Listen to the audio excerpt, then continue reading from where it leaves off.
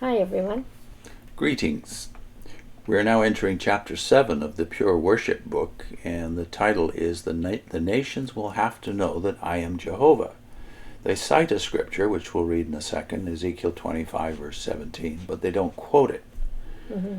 The focus, they say, is what we learn from Israel's interaction with the nations that defamed Jehovah's name. And we were puzzled by that when we read it at first, because if you read the entire book of Ezekiel, you know that God says that it's the nation of Israel itself that profanes his name. Not that he doesn't have a problem with people who defy him and who mock his people, because after all that is mocking him. But surely the stress of the book is about how Israel, the people of God, profane his name. And that's a lesson you better think about if you're an ex-witness. It's because they have the name attached to them. Right. That they profane it by their behavior.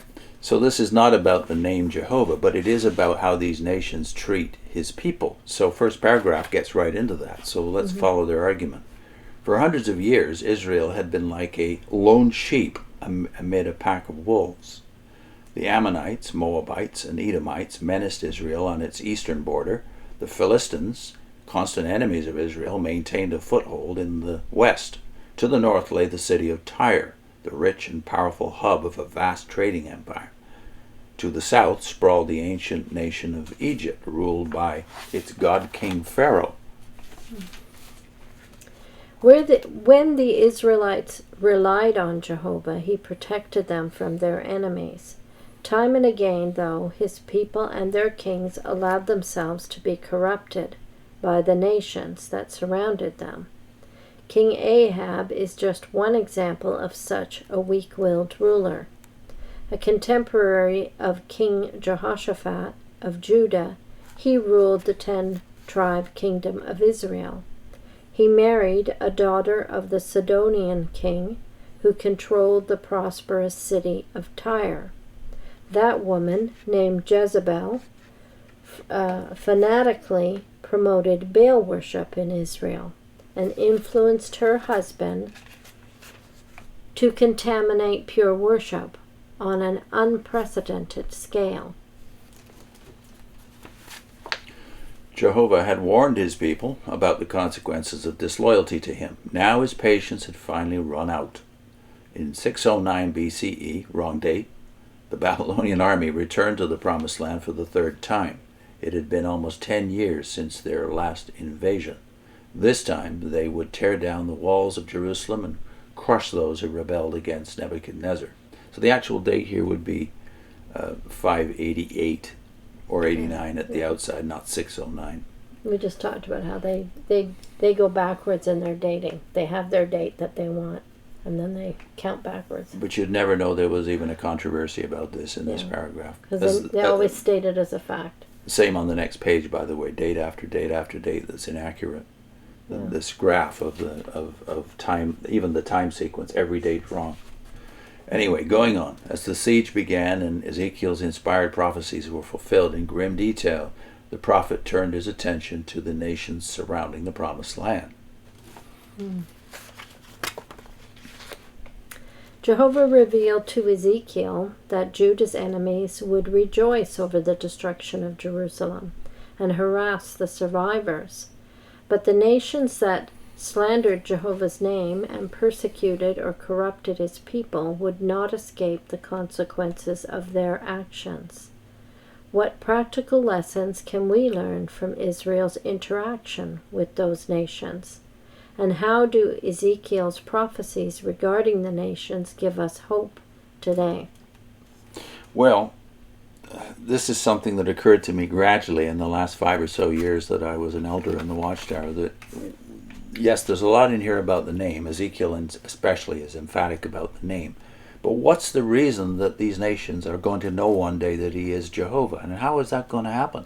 And then you read the text that they start with here in the masthead, Ezekiel 25 verse 17. Here's what it says. This is under the section, by the way, about Philistia. So they do get to Philistia, but it's in a chapter where there's other prophecies against Ammon, Moab, and Edom. And at the end, the last verse, verse 17, which they cite, they say, It says, I will execute great vengeance on them with wrathful rebukes. Then they will know that I am Yahweh, Jehovah, when I lay my vengeance upon them. Yeah. So you might think, if you just had this verse, that it's talking about God's concern for his name. Yeah. But then you read around it. For instance, 2 verses before, in the Philistia diatribe, he says, thus says the Lord God, because the Philistines acted revengefully and took vengeance with malice of soul to destroy in never-ending enmity. Therefore, so his vengeance has to do with the way the Philistines continually treated his people during centuries of enmity, as it says here. Yeah. And then the Edomites, even more so. Verse 12 in the same chapter. Thus says the Lord God, because Edom acted revengefully against the house of Judah and is grievously offended in taking vengeance on them, therefore I will judge them. It's their treatment of his people, of Israel. That's they're vengeful towards God's people. And yet your point in all of this is that they're an unfaithful people, yet he still cares for them and will one day avenge your mistreatment of them. Yeah. And then you realize the entire book of Ezekiel, the whole Old Testament really, is about this theme, that God will one day vindicate not only his promises, I've said this, I've committed to this, but he will vindicate his people. He will show them to be his people by his grace in the way he treats them all the way through the Old Testament, but especially by the second coming, when he regathers them from all the nations and puts them in their land. So the phrase of his being profaned among the nations refers to Israel.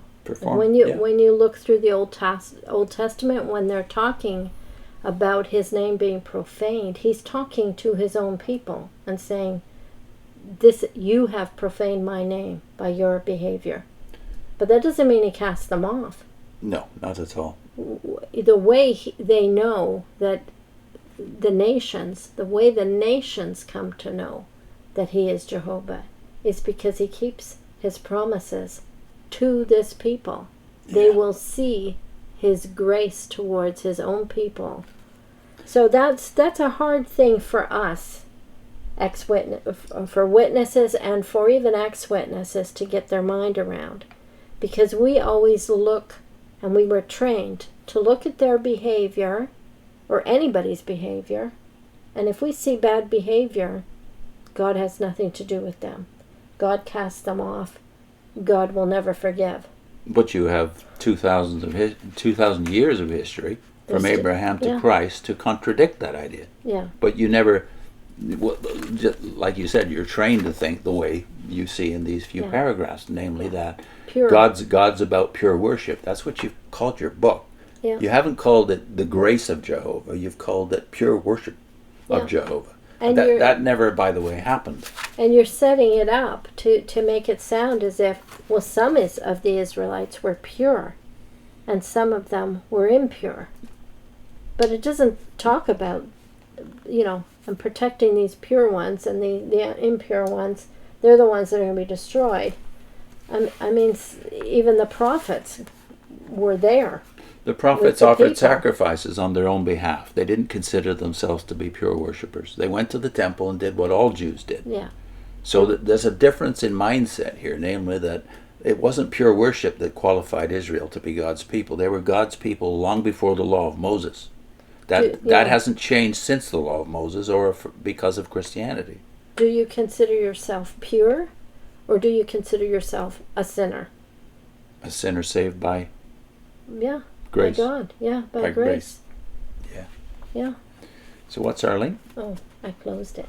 I think I know what it is anyway. Okay. Which is in the playlist, the Paradise Lost playlist, 14th video I think it is. Yeah. Is on the subject of Ezekiel 36.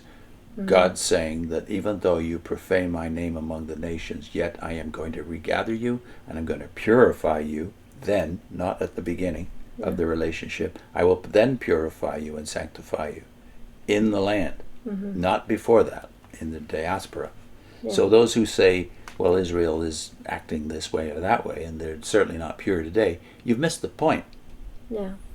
No, so that particular video is in the playlist called Paradise Lost for Jehovah's Witnesses, which is 19 videos in So total. you're going to put the playlist on too, right? Indeed. Okay. See you next time.